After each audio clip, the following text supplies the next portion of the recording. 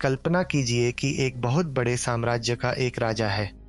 उस बरसों की मेहनत, लगन और दूरदर्शिता से एक ऐसा राज्य खड़ा किया है जहां कोई गरीब नहीं है, कोई बीमार नहीं है, कोई दुखी नहीं है। महल सोने और हीरों से जगमगा रहे हैं, हर नागरिक के चेहरे पर सदा खिली हुई मुस्कान है। अब जरा सोचिए, जब यह पूरा साम्राज्य बनकर तैयार हो जाता है तो वह राजा क्या करता है? क्या वह सोने के सिंहासन पर बैठकर अपने सिर पर मुकुट सजाता है? क्या वह अपनी जय जयकार करवाता है? बिल्कुल नहीं। वह राजा उस जगमगाते साम्राज्य का पूरा राजपाट, उसकी एक एक संपत्ति और उसके सारी चाबियां अपने बच्चों के हाथों में सौंप देता है और खुद चुपचाप, बिना किसी नाम या पहचान की इच्छा रखे, एकांत में वानप्रस्थ में जाकर बैठ जाता है। क्या दुनिया के पूरे इतिहास में आपने कभी किसी ऐसे दाता, किसी ऐसे राजा या किसी ऐसे सेवक के बारे में सुना है? इंसान तो एक छोटा सा काम करके भी तख्ती पर अपना नाम लिखवाना चाहता है, अपनी वाहवाही चाहता है।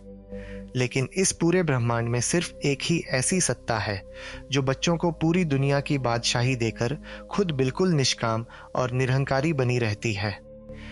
वही हमारे परमपिता, परम शिक्षक और सद्गुरु शिव बाबा हैं।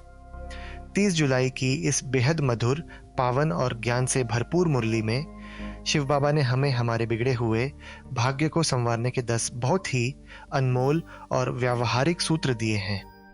आइए आज हम इन 10 बिंदुओं की गहराई में उतरते हैं और अपनी आत्मा को ज्ञान के प्रकाश से भर लेते हैं। पहला बिंदु, निरहंकारी और निष्काम सेवाधारी बाप।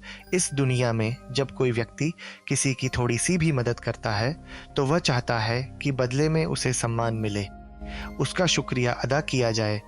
बड़े बड़े नेता या दानी लोग जब कोई अस्पताल या धर्मशाला बनवाते हैं तो सबसे बड़े अक्षरों में अपना नाम लिखवाते हैं। लेकिन हमारे शिव बाबा की निष्काम सेवा का अंदाज ही सबसे अलग है। शिव बाबा हमें इस पुरानी दुखदाई दुनिया से निकालकर सुखधाम यानी स्वर्ग का मालिक बनाते हैं। वे हमें पूरे विश्व की ऐसी राजशाही देते हैं जहां आधा कल्प यानी 2500 सालों तक कभी दुख, बीमारी या अकाल मौत का नामो निशान नहीं होता। और यह सब कुछ देने के बाद बाबा खुद उस स्वर्ग के मालिक नहीं बनते। वे उस राजशाही का एक रत्ती भर हिस्सा भी अपने पास नहीं रखते। वे कहते हैं, बच्चे यह सब तुम्हारा है, मैं तो अभोक्ता हूँ, मैं तो निष्काम सेवाधारी हूँ। तो यहाँ व्यावहारिक सबक यह है, जब भी आप जीवन में किसी की मदद करें या ईश्वरीय सेवा करें तो बदले में किसी मान-शान, नाम या धन्यवाद की उम्मीद न रखें। जब आप निष्काम भाव से सेवा करते हैं तो आप सीधे शिव बाबा के दिल पर चढ़ जाते हैं। इस बिंदु को थोड़ा और गहराई से देखें तो जो बच्चा बाप समान निरहंकारी बनता है वह कभी अहंकार के छोटे से छोटे जल में भी नहीं फंसता।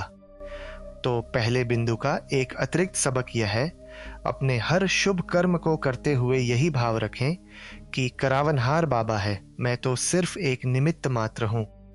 दूसरा बिंदु, वंडरफुल और सबसे हल्का सद्गुरु भक्ति मार्ग में दुनिया के अंदर अनगिनत गुरु हैं।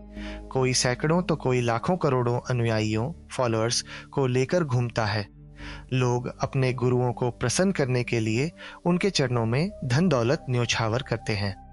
इतिहास में ऐसे भी गुरु हुए हैं जिन्हें उनके शिष्यों ने सोने, प्लैटिनम और यहाँ तक कि हीरों से तौला था। एक तरफ तराजू में गुरु बैठते थे और दूसरी तरफ हीरे जवाहरात रखे जाते थे। गुरुओं का कितना मान मर्तबा और अहंकार होता है।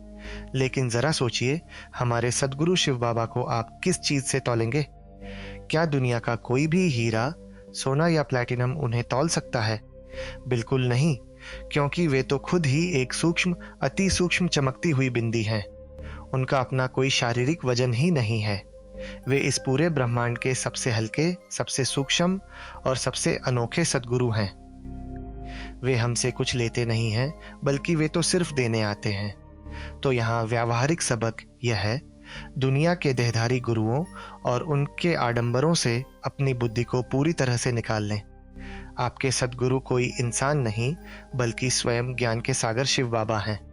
इस बिंदु को थोड़ा और गहराई से देखें तो जब हम एक अविनाशी और निरहंकारी सद्गुरु से जुड़ते हैं तो हमारी बुद्धि भी हल्की हो जाती है। तो दूसरे बिंदु का एक अतिरिक्त सबक यह है, किसी भी देहधारी के प्रभाव में आने की बजाय हमेशा अपने उस निराकार सबसे हल्के सद्गुरु की याद में रहें, जो आपको बिना कुछ मांगे सब कुछ दे देता है। तीसरा बिंदु, दुख हरता सुख करता का सच्चा पैगाम शिव बाबा ने आज हमें सारे विश्व के लिए एक बहुत ही सुंदर और महत्वपूर्ण पैगाम संदेश दिया है। बाबा कहते हैं, बच्चे, दुनिया को बताओ कि तुम उस परमपिता के बच्चे हो जो दुख हरता और सुख करता है। जब हमारा पिता ही सुख का सागर है, तो उसके बच्चों का यह पहला कर्तव्य है कि वे कभी भी किसी भी परिस्थिति में किसी भी आत्मा को थोड़ा सा भी दुख न दें। हमारा काम है हर एक को सुख देना, हर एक के चेहरे पर मुस्कान लाना और सबको उस सुखदाता बाप का रास्ता बताना। जो बच्चे इस पैगाम को अपनी व्यावहारिक जिंदगी में उतार लेते हैं, वे आधा कल्प के लिए यानी पूरे 21 जन्मों के लिए माया की बेहोशी और दुखों से सदा सदा के लिए छूट जाते हैं। तो यहाँ व्यावहारिक सबक यह है, आज से ही अपने मन में यह कड़ा संकल्प लें कि मेरे मन से, मेरी वाणी से या मेरे कर्मों से किसी भी आत्मा को कोई दुख या ठेस न पहुंचे।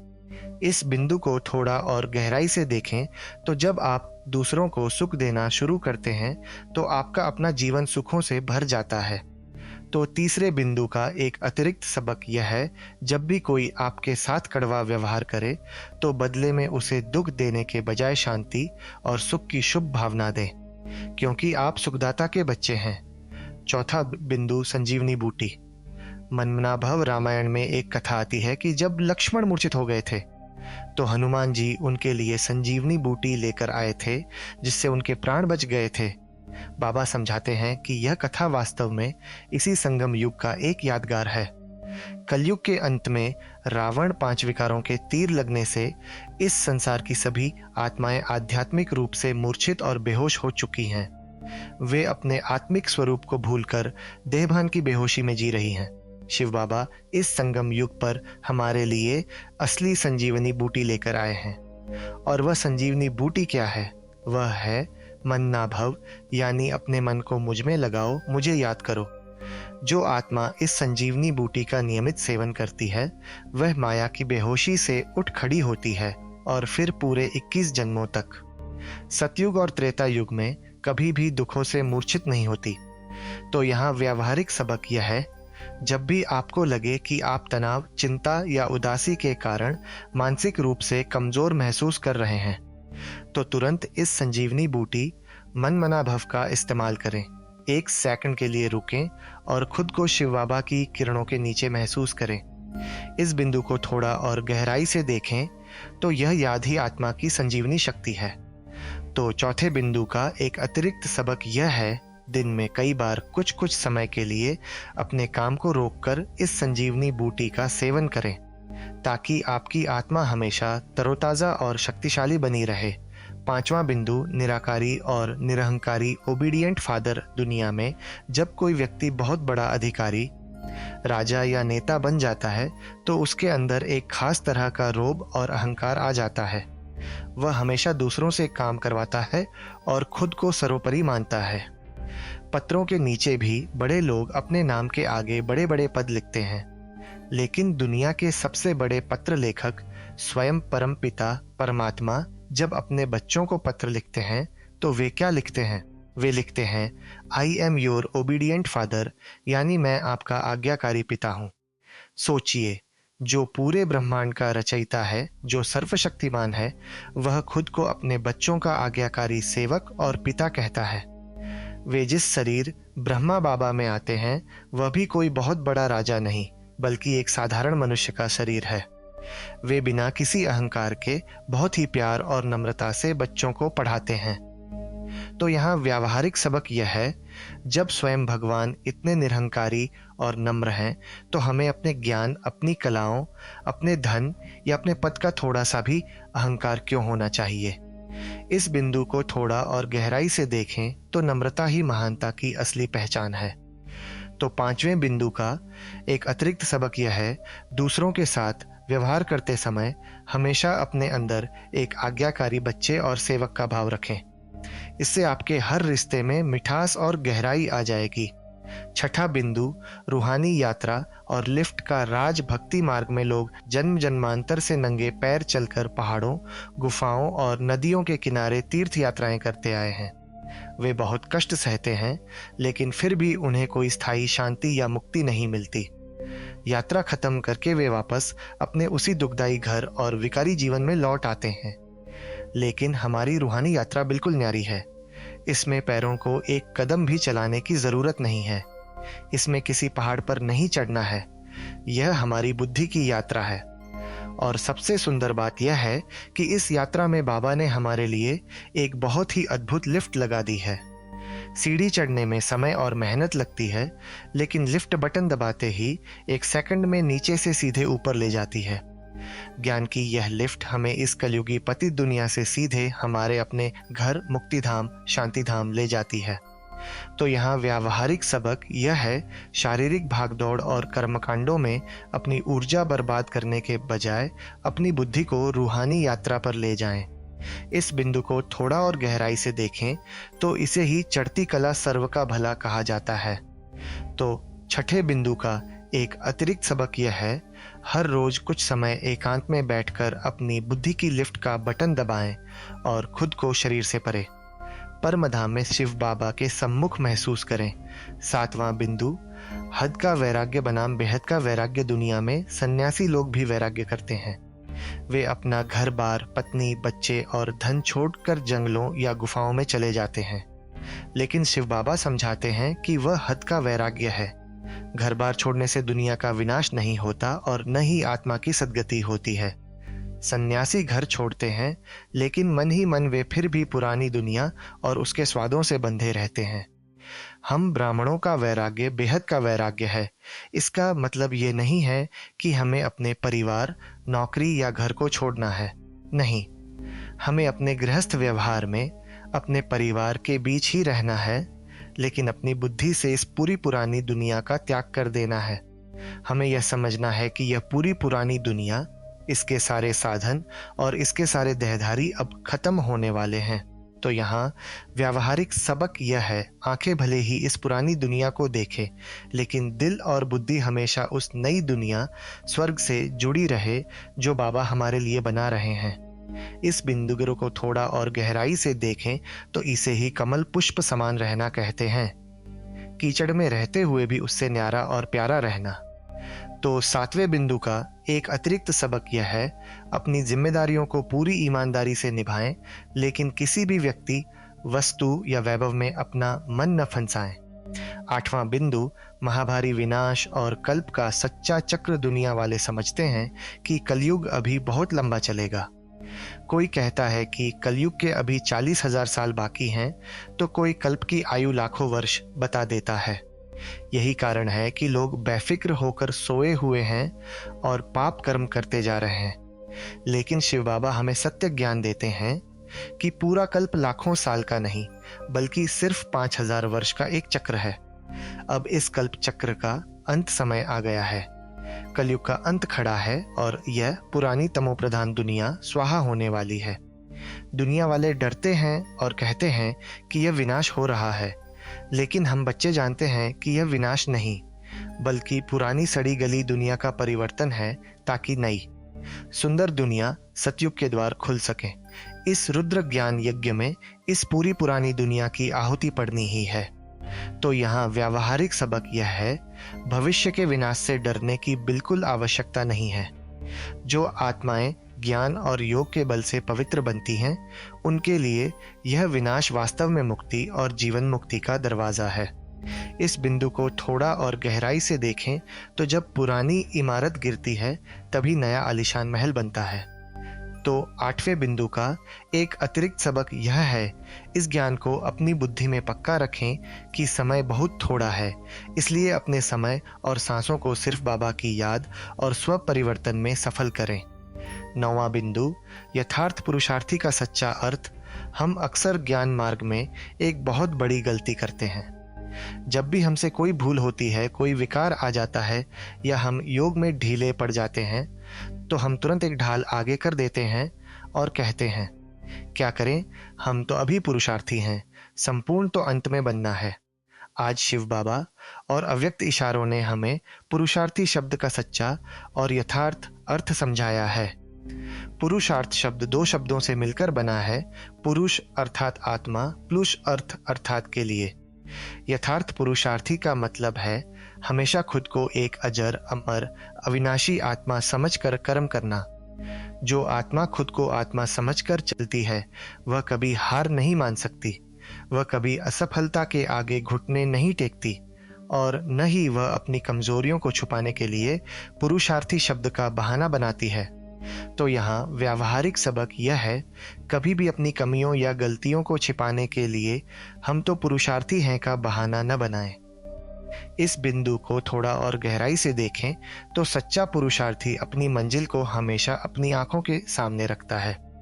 तो 9वें बिंदु का एक अतिरिक्त सबक यह है, हर परिस्थिति में अपने आत्मिक स्वरूप पुरुष स्थिति में टिककर रहें और हिम्मत तथा उल्लास के साथ लगातार आगे बढ़ते रहें। 10वां बिंदु ज्वालामुखी याद और संकल्पों की ट्रैफिक पर ब्रेक योग में बैठना एक बात है, लेकिन योग को ज्वालामुखी याद बनाना दूसरी बात है।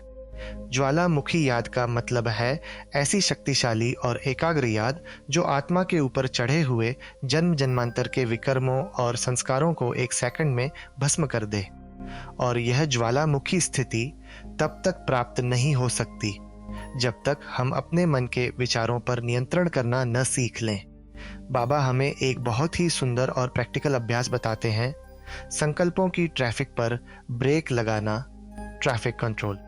जैसे शहर में गाड़ियों की भारी आवाजाही को रोकने के लिए रेड लाइट होती है, वैसे ही पूरे दिन में काम करते करते, बातें करते करते बीच बीच में सिर्फ 1 मिनट के लिए रुक जाएं। अपने मन के सारे विचारों को पूरी तरह रोक दें। चाहे आप चल रहे हों, खाना खा रहे हों या ऑफिस का काम कर रहे हों, बीच में 1 मिनट का पॉज लें और खुद को एक चमकती हुई बिंदी आत्मा के रूप में शिव बाबा की याद में स्थिर कर लें। तो यहाँ व्यावहारिक सबक यह है, पूरे दिन में हर 1 घंटे के बाद कम से कम 1 मिनट के लिए अपने संकल्पों की ट्रैफिक को स्टॉप करें। इस बिंदु को थोड़ा और गहराई से देखें तो यह छोटा सा अभ्यास आपकी मानसिक ऊर्जा को बिखरने से बचाएगा और आपकी जमा फाइल को बढ़ाएगा। तो 10वें बिंदु का एक अतिरिक्त सबक यह है, जैसे जैसे आप इस ब्रेक लगाने का अभ्यास बढ़ाएंगे, आपकी स्थिति सहज ही अव्यक्त और बिंदी रूप बन जाएगी और आपकी याद एक शक्तिशाली ज्वाला बन जाएगी जो पुरानी दुनिया के प्रभावों को भस्म कर देगी। तो आज की इस बेहद पावन, समृद्ध और प्रेरणादायक चर्चा में हमने शिव बाबा की मुरली के 10 सबसे अनमोल रत्नों को गहराई से समझा है। हमने जाना कि कैसे शिव बाबा एक निष्काम और निरहंकारी सेवाधारी बनकर बच्चों को पूरे विश्व का मालिक बनाते हैं और खुद वानप्रस्थ में चले जाते हैं। हमने अपने सबसे अनोखे और हल्के सद्गुरु के महत्व को पहचाना और यह कड़ा संकल्प लिया कि हम दुख हरता सुख करता के बच्चे बनकर कभी भी किसी भी आत्मा को दुख नहीं देंगे। हमने मनमना भव रूपी संजीवनी बूटी का महत्व समझा जो हमें माया की बेहोशी से जगाती है। हमने बाबा के निरहंकारी स्वभाव से नम्रता का पाठ सीखा और रूहानी यात्रा की उस अद्भुत लिफ्ट को पहचाना जो हमें 1 सेकंड में परमधाम ले जाती है।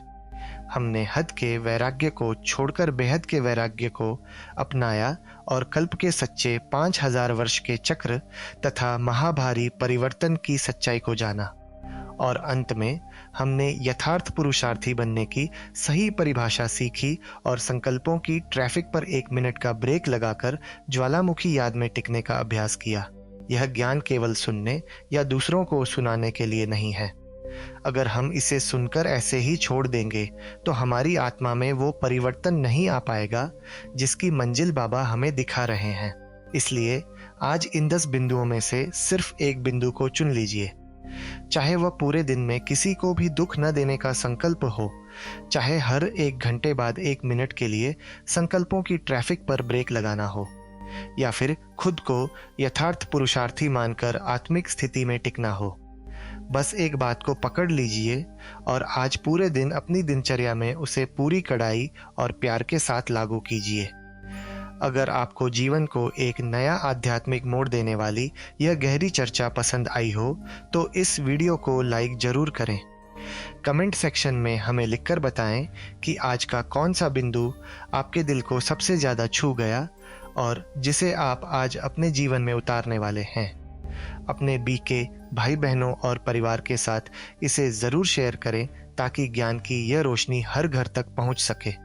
हमारे चैनल को सब्सक्राइब करके बेल आइकन दबाना न भूलें ताकि रोजाना की यह रूहानी प्रेरणा सबसे पहले आप तक पहुंचे। ओम शांति।